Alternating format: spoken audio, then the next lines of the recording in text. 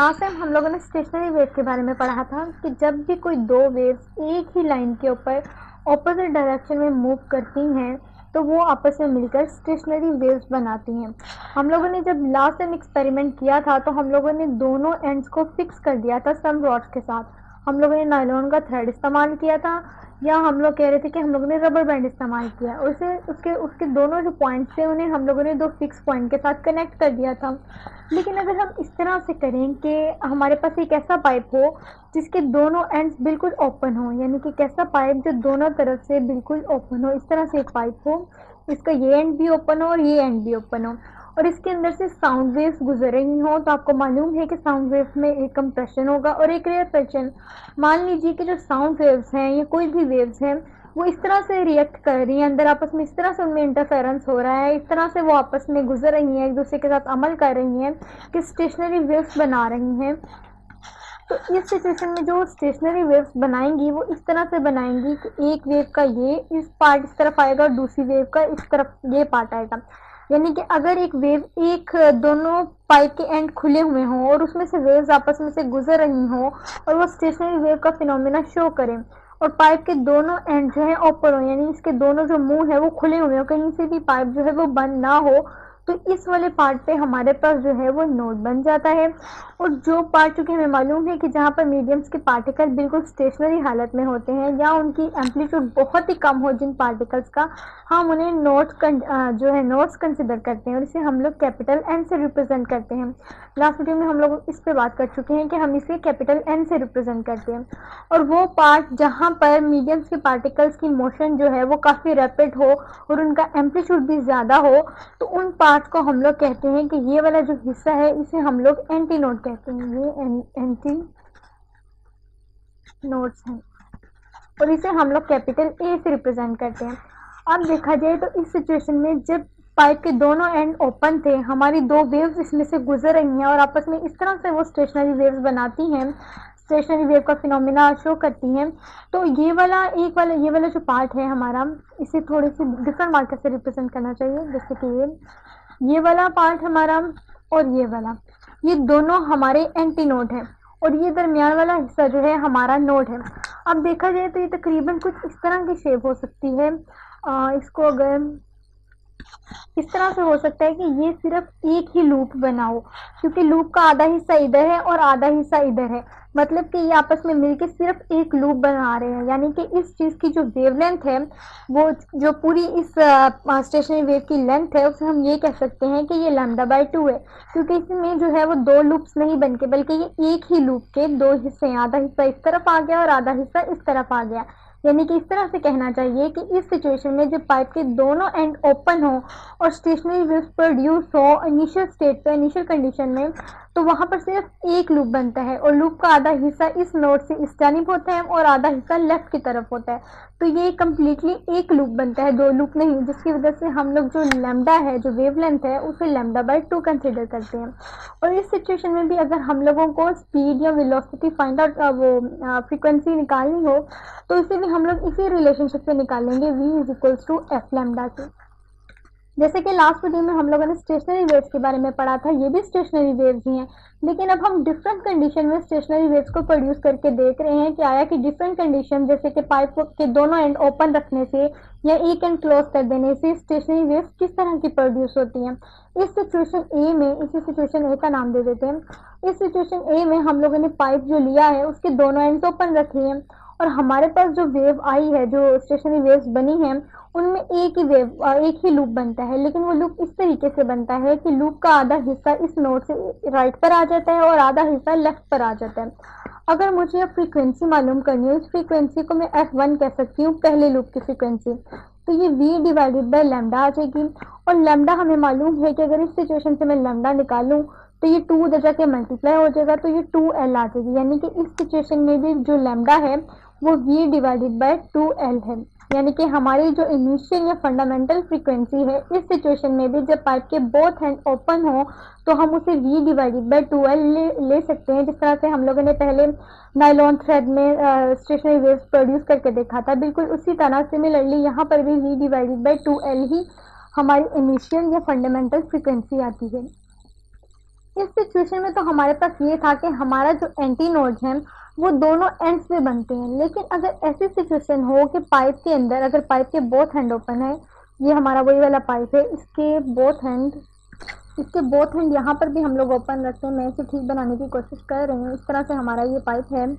और इसके दोनों एंड ओपन है। अब हम कह रहे हैं कि हम इस तरह से इसमें वेव्स अगर प्रोड्यूस हों कि हमारे जो नोड है, हमारा नोड दरमियान में आ जाए, तो हमारा नोड इस तरह से दरमियान में आएगा कि दो वेव्स जो आपस में इंटर स्टेशनरी वेव्स बनाती हैं वो इस तरह से अमल करें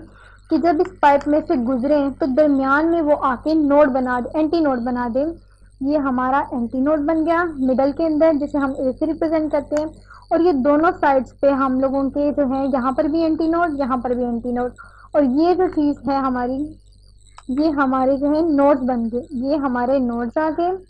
और ये वाला एक चीज़ हमारी एंटी नोड आ गई, और यहाँ पर भी आधा एंटी नोड है और यहाँ पर भी आधा एंटी नोड ही है। ये चीज़ हमारी नोड्स हैं। नोड्स को हम लोग कैपिटल एन से रिप्रेजेंट करते हैं। तो इस सिचुएशन में अगर देखा जाए तो ये तो एक कंप्लीट लूप हमारे पास ये आ गया, और बाकी आधा लूप इस तरफ है और आधा लूप इस तरफ है। यानी कि देखा जाए तो हमारे पास इस सिचुएशन के लिए दो लूप इस तरह से बन जाते हैं, इस तरह से दो लूप बन जाते हैं। तो जब दो लूप बन जाए तो हम इसे कह सकते हैं कि अब एक वेवलेंथ लैम्डा कंप्लीट हो चुकी है। तो अगर मुझे यहाँ पर इस पूरी के पूरे पाइप की लेंथ बतानी हो, पाइप के अंदर जो वेव प्रोड्यूस हुई हैं, जो स्टेशनरी वेव्स बनी हैं, उनकी जो लेंथ है, अगर मैं वो बताना चाहूँ तो मुझे यहाँ पर लैम्डा लिखना चाहिए कि ये कंप्लीट वेवलेंथ बन गई है।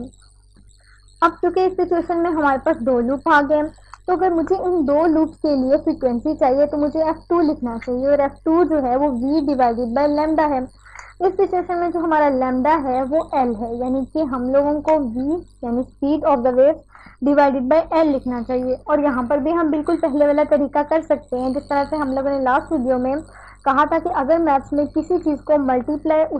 किसी भी डिजिट को, किसी भी वैल्यू को अगर हम खुद से एडिशनल मल्टीप्लाई करते हैं तो जिस नंबर से या जिस भी डिजिट से हम मल्टीप्लाई करें हमें उसी डिजिट से डिवाइड भी करना पड़ता है। तो यहाँ मैंने 2 से अगर मल्टीप्लाई किया सपोज करें तो 2 से मुझे डिवाइड भी करना पड़ा। अगर यही काम मैं इधर अप्लाई करूँ इस इक्वेशन पर, तो 2 से अगर मैं मल्टीप्लाई कर रही हूँ तो मुझे 2 से डिवाइड भी करना पड़ेगा।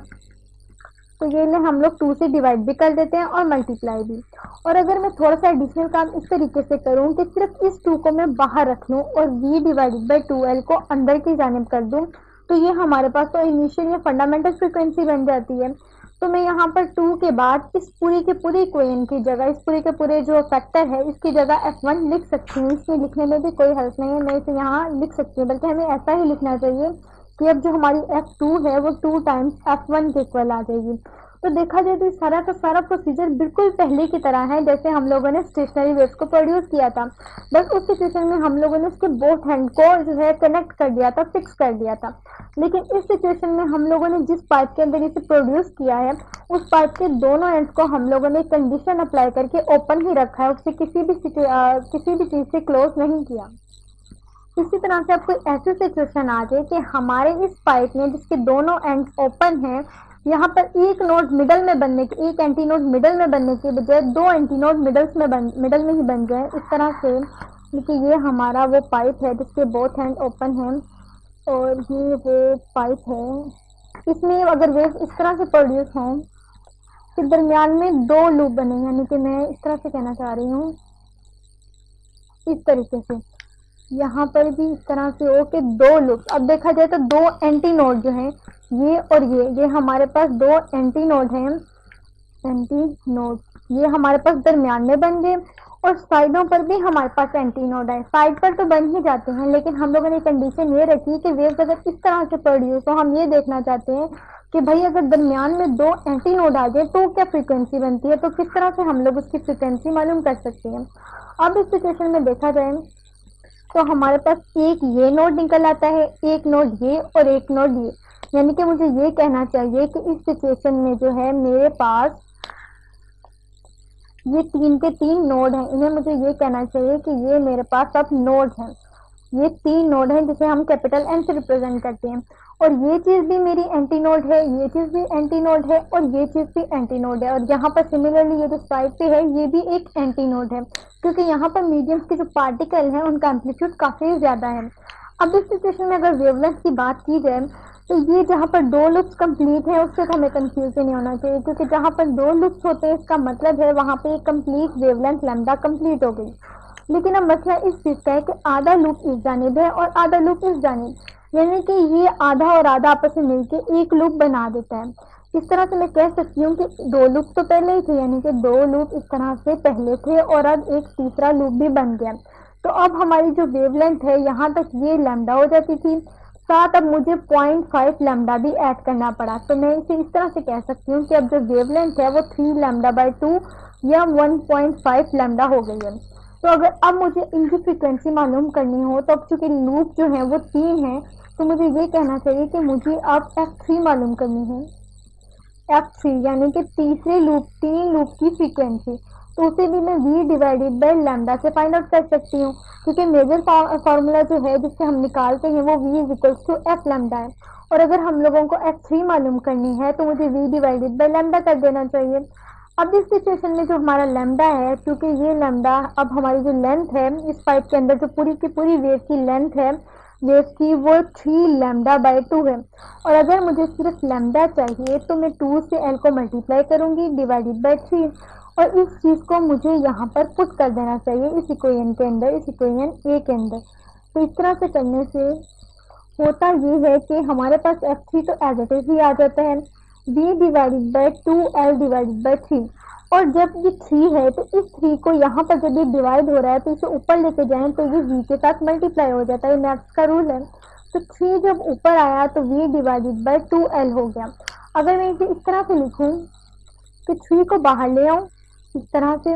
और v डिवाइड बाई 2l को सेपरेट कर लूं, तो ये वाली जो चीज़ है ये हमारे पास f1 यानी फंडामेंटल फ्रीक्वेंसी थी। तो मैं f3 को ये लिख सकती हूँ कि f3 3 टाइम्स f1 के इक्वल है।